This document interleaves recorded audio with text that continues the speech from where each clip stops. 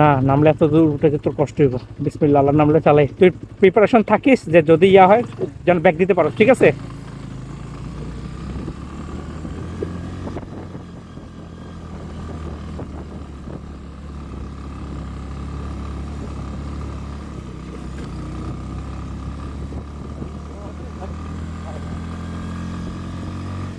হ্যাঁ,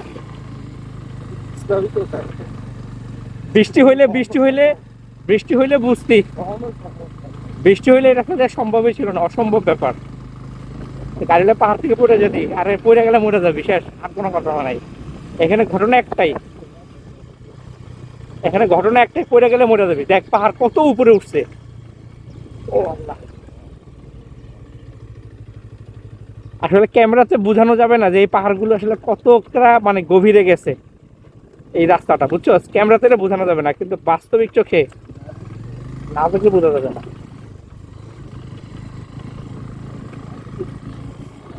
তাদের থেকে কোনো অংশে কিন্তু কম না। আমরা এখন আছি সাতকানিয়া রোডে। তো সাতকানিয়া এবং বান্দরবানের এটা একটা বাইপাস রোড।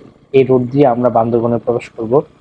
কিন্তু সমস্যা হচ্ছে এই রোডটা খুব একটা ভালো না। আমরা যেরকম চিন্তা করেছি বা শুরুর দিকে আমরা যেরকম দেখেছি পিচ ডালা রাস্তা, কিন্তু এখানে একদম ইটের সলিং দেওয়া। তো এখানে যে কোনো মুহূর্তে একটা দুর্ঘটনা ঘটতে পারে, কারণ রাস্তার কোনো পাশেই কিন্তু কোনো বর্ডার নেই, যার কারণে উপর থেকে নিচে পড়ে যাওয়ার সম্ভাবনা আছে। আর এই রাস্তাগুলো হচ্ছে ইটের সুরকি অনেক জায়গায় ভেঙে গিয়েছে, যার কারণে এই রাস্তাটা মোটামুটি আমার কাছে রিস্কি মনে হচ্ছে। তারপরেও আল্লাহর নাম নিয়ে সামনে এগিয়ে যাচ্ছি। ইনশাল্লাহ আমাদের সমস্যা হবে না, এই ভরসাতেই আগাচ্ছি। তবে চারিদিকে অন্ধকার নেমে আসছে, পাহাড়ে খুব দ্রুত সন্ধ্যা নামে। তো ওই যে আকাশে মোটামুটি একটি ছোট চাঁদও দেখা যাচ্ছে। তো যাই হোক, তো মোটামুটি আমরা আমাদের চিন্তা হলো যে সন্ধ্যার পর পরে আমরা চলে যেতে পারবো আশা করেছিলাম, কিন্তু এখন মনে হচ্ছে আমরা সন্ধ্যা না রাত হয়ে যাবে আমাদের বান্দরবানে পৌঁছাতে পৌঁছাতে। কারণ আমরা যারা এই ট্যুরে যাচ্ছি আমাদের সকলের জন্য এই রাস্তাটা একদম অচেনা। আর এখানে বাইকের কারণে অনেক ধুলাবালি উঠছে, অনেক ধুলাবালির গুলো চোখে লাগতেছে, যার কারণে শরীর টরীর সব ভরে যাচ্ছে, কারণ রাস্তাগুলো অনেক ভাঙা। আর অনেক দিন পরে এরকম এরকম একটা কঠিন রাস্তা আমি রাইড করছি আসলে। সচরাচর এরকম রাস্তা আমাদের রাইড করা হয় না, কিন্তু এই রাস্তাটা ভাঙা হওয়ার কারণে একটু ভয়ও পাচ্ছিলাম। আবার সন্ধ্যা হয়ে আসছে, তাড়াতাড়ি যেতে হবে। তো সবকিছু মিলে আমাদের জন্য আসলে চ্যালেঞ্জিং এই রাস্তাটা পার হওয়া। তারপরও দেখি না কি হয়, আল্লাহ ভরসা। সবকিছু তো আসলে আমাদের ভাগ্য, স্রষ্টাই তো সবকিছু নিয়ন্ত্রণ করে। তো তারপরেও আল্লাহর উপর ভরসা করে আমরা এগিয়ে চলছি। মনটা একটা ছবি তুলতে, এটা পাখিটা, আল্লাহর সৃষ্টি কত সুন্দর। হ্যাঁ, এই বনের মধ্যে কে গাছ লাগাইছে কেউ বলতে পারে? হ্যাঁ, কি সুন্দর চাঁদ। হ্যাঁ হ্যাঁ, ওকে ওকে।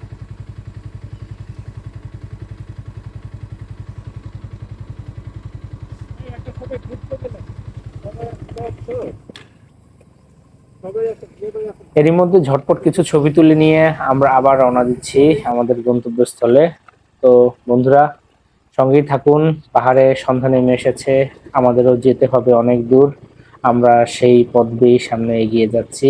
জানি না সামনে কি আছে, তারপরও আশা রাখছি যে হয়তো সুস্থভাবে পৌঁছাতে পারবো আমাদের গন্তব্যে। পাহাড়ে নেমে এসেছে সন্ধ্যা, কিন্তু আমাদের জীবনের সন্ধ্যা নামার আগেই আমরা আমাদের গন্তব্যে পৌঁছাতে চাই। আমাদের সেই ফাইনাল ডেস্টিনেশনে আমরা পৌঁছাতে চাই। ইনশাল্লাহ আমরা সুস্থভাবে পৌঁছাতে পারবো। আমাদেরকে একদম দেখে শুনে বুঝে বাইক রাইড করতে হচ্ছে, কারণ এখানে পাহাড়ের দুই পাশে কোনো বর্ডার নাই। সেফটি বর্ডার না থাকার কারণে আমাদের একটু রিস্ক তো রয়েই যাচ্ছে। তারপরে হচ্ছে ইটের সোলিং করা, তো এটা তো একটা রিস্কি ব্যাপার, যে এখানে রাস্তার কোনো ধরনের কন্ডিশন তেমন ঠিক নেই। আর পাহাড়ে এই ধরনের রাস্তা আমি এর আগে কখনো দেখি নাই, কারণ আমি যত জায়গায় গিয়েছি পাহাড়ে রাইড করেছি সব জায়গায় পিচঢালা রাস্তা ছিল। তো যাই হোক, আমরা এখানে একটু স্লোলি রাইড করছি।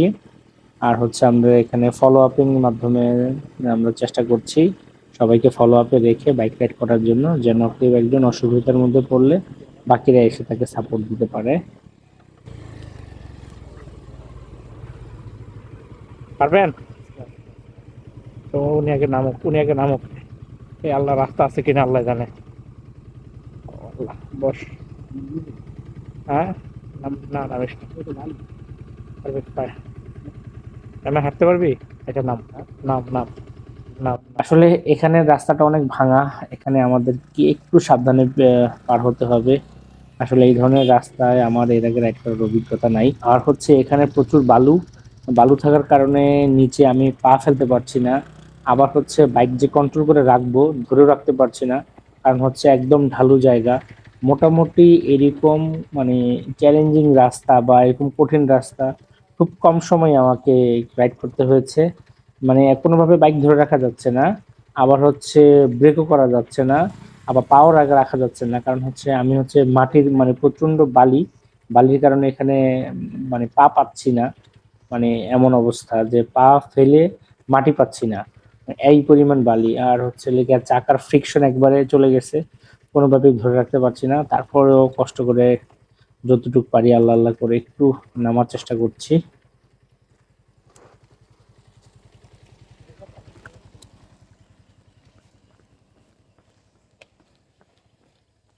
আসসালামু আলাইকুম প্রিয় বন্ধুরা। কালকে আমরা যখন সাতকানিয়া রোড দিয়ে যখন প্রবেশ করলাম, তখন সন্ধ্যা হয়ে গেছে অলরেডি। তো যখন সন্ধ্যা হয়ে যাওয়ার পরে আমি আর ভিডিও করতে পারিনি। তো রাত্রেবেলা আমাদের বান্দরবন আসতে আসতে রাত 8:30 বেজে গেছে। তো 8:30 বাজে আমরা এখানে একটি হোটেল নিলাম। তো হোটেলের নাম হচ্ছে হোটেল গ্র্যান্ড ভ্যালি। এটা বান্দরবান শহরের ভিতরেই মোটামুটি মানের একটি হোটেল। তো এখন আমরা রাত্রে হোটেলে খাওয়া দাওয়া করে আমরা শুয়ে পড়ছি।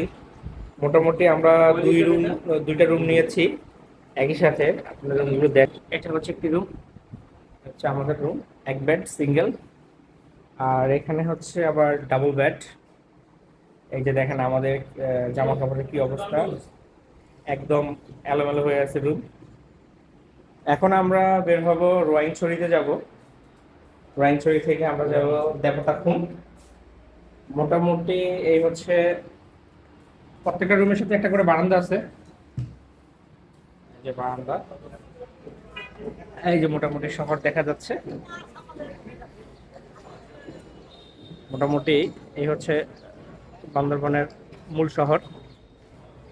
তো আমাদের রুম থেকে বারান্দা সাথেই, এবং দুইটা রুমের সাথে বারান্দা আছে। তো নন এসি রুম, এই রুমগুলোতে ভাড়া হচ্ছে 1200 টাকা করে। দুইটা রুমের ভাড়া 2400 টাকা নিয়েছে।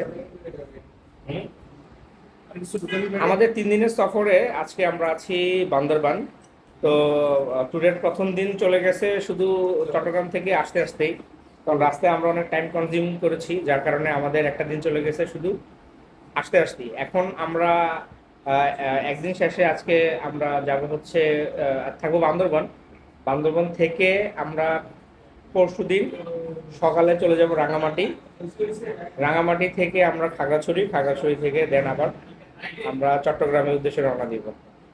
এই হচ্ছে আমাদের মোটামুটি ট্যুর সামারি। আমাদের ট্যুরমেট অলরেডি 4 জন আমরা আছি, আরেকজন আসার কথা ছিল, উনি একটা কারণবশত আসতে পারে নাই। এই হচ্ছে আমাদের ট্যুরের বিস্তারিত। প্রিয় বন্ধুরা, শুভ সকাল। এখন আমরা যাচ্ছি রোয়াংছড়ি। তো রোয়াংছড়ি যাওয়ার জন্য আমরা এখন বান্দরবনে আছি। আমরা আজকে যাব হচ্ছে দেবতাখুম। আমার সাথে আমার ট্যুরমেট হিসেবে আছে আরো 2 জন, দুইটা বাইকে। আর আমার বাইকে আছে আমার বন্ধু মোহাম্মদ হোসেন দেওয়ান। হাই বলো সবাইকে। সবাই আমাদের জন্য দোয়া করবেন যেন আমাদের জার্নিটা সহি সালামতে হয়, আমরা যেন ঠিক মতো পৌঁছাতে পারি। তো বন্ধুরা, পথে যেতে যেতে আরো কথা হবে। তো চলুন যাওয়া যাক।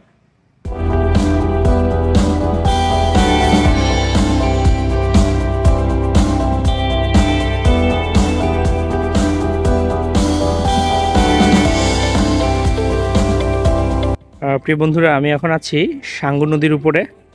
এই যে ব্রিজটার উপর দাঁড়িয়ে আছি, এটা হচ্ছে সাঙ্গু ব্রিজ। এটা সাঙ্গু নদী, পাহাড়ি ঢল দিয়ে এই নদীটা পুরো তৈরি হয়েছে।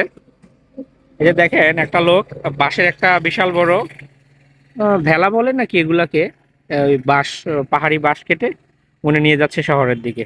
বিশাল বড় এটা।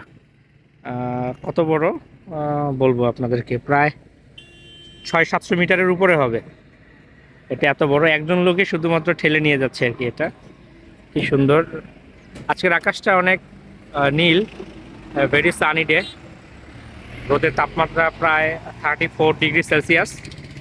আমরা এখন সাঙ্গু ব্রিজের উপর আছি। আমার বন্ধু হোসাইন খুব অপলক দৃষ্টিতে তাকিয়ে আছে। ওর জন্য এটা প্রথম বান্দরবান ট্যুর, আমার জন্য দ্বিতীয়বার। তো ও খুব আনন্দ অনুভব করছে এই সুন্দর দৃশ্যগুলো দেখে।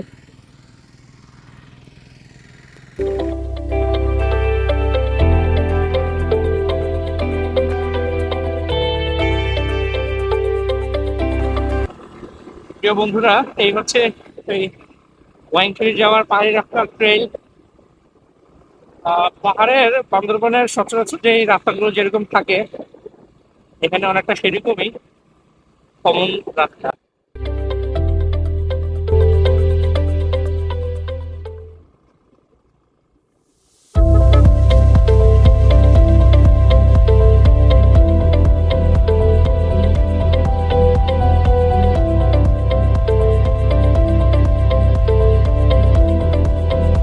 পাহাড়ে রাইড করার সময় আপনারা চেষ্টা করবেন যত বেশি লোড কম নেওয়া যায়, কারণ পাহাড়ের উপরের ট্রেলগুলোতে অতিরিক্ত লোড নিয়ে বাইক উপরে উঠানোটা খুবই খুবই টাফ।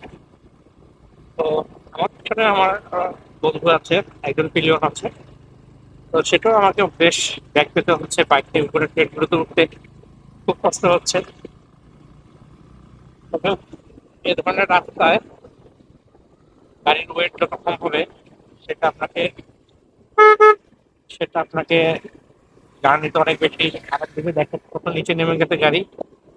আমরা প্রায় 200 ফুট নিচে নামলাম টানা। ক্লাস না ধরে ক্লাস না ধরে বাইকের স্পিড যতটা কন্ট্রোল করা যায় তত বেটার। ক্লাস ধরলে গাড়ি ইয়ার থেকে ইঞ্জিন থেকে আলাদা হয়ে যায়, কারণ এখানে একই সাথে আপনাকে 3টা ব্রেক ইউজ করতে হবে: সামনের ব্রেক, পিছনের ব্রেক আর ইঞ্জিন ব্রেক। আপনি যদি সামনের ব্রেক ধরেন, সেটাও দীর্ঘ সময় ধরে রাখতে পারবেন না, কারণ সামনের ব্রেক তাহলে ব্রেক ফেল করতে পারে। আবার পিছনের ব্রেকও দীর্ঘ সময় ধরে রাখতে পারবেন না, কারণ সেটা তাহলে গলে যাওয়ার সম্ভাবনা থাকে যদি ডিস্ক প্যাড না হয়ে ড্রাম প্যাড হয় সেক্ষেত্রে। তো দুইটাই আপনাকে হচ্ছে ছেড়ে ছেড়ে ব্যবহার করতে হবে। নিচে নামার ক্ষেত্রে কন্টিনিউ এটা ধরেও রাখা যাবে না, আবার কখনো তো ছেড়েও দিতে পারবেন না, কারণ আপনাকে তো ব্যালেন্স করতে হবে। তো সেক্ষেত্রে নিচে নামার ক্ষেত্রে যদি খুব নিচু ট্রেইল হয়, সেক্ষেত্রে চেষ্টা করবেন ইঞ্জিন ব্রেকের উপর কাজ করার জন্য। ইঞ্জিনটা ফার্স্ট গিয়ারে রাখবেন, ফার্স্ট গিয়ারে রেখে তারপরে সামনের ব্রেক, পিছনের ব্রেক কিছুক্ষণ পর পর সেটাকে ইউজ করবেন। এতে যেটা হবে সেটা হচ্ছে আপনার ব্রেকও সমস্যা হবে না, গাড়িও আপনার ব্যালেন্সে রাখতে পারবে। আর বাইকের পাহাড়ে রাইড করার ক্ষেত্রে স্কিলটাই হচ্ছে সবচেয়ে আসল, কারণ সমতলে আর পাহাড়ে রাইড করা বিষয়টা এক না। এখানে আপনি কতটা স্কিলের সবগুলো জিনিস ইউজ করতে হবে, কারণ এখানে আসলে ভুলের কোনো ক্ষমা নাই। এখানে ভুলগুলো খুব মারাত্মক হয়ে থাকে, কারণ আপনার পাশেই পাহাড়ের দেখা গেল 300 ফিট, 400 ফিট, 500 ফিট নিচেও অনেক সময় ট্রেল থাকে, এটা বেয়ে আপনাকে এটা আপনি হচ্ছে পড়ে গেলে হয়তো বা মানে খারাপ কিছু ঘটতে পারে। সেক্ষেত্রে আপনি যত বেশি স্কিলফুল হবেন, রাইডিং এর ক্ষেত্রে আপনাকে তত বেশি help হবে। আর সর্বোপরি কথা হচ্ছে তাওয়াক্কাল তু আলাল্লাহ, আল্লাহর উপর ভরসা করে সামনে আগাইতে হবে। যদিও এখানে বিপদের কোনো ক্ষমা নাই, যে কোনো ধরনের কিছু ঘটতে পারে। দেখা যাক কি হয়। ও যে আমার সামনে যারা আছে তারা সামনে চলে গেছে, আমি ভিডিও করার কারণে একটু আস্তে আস্তে রাইড করছি।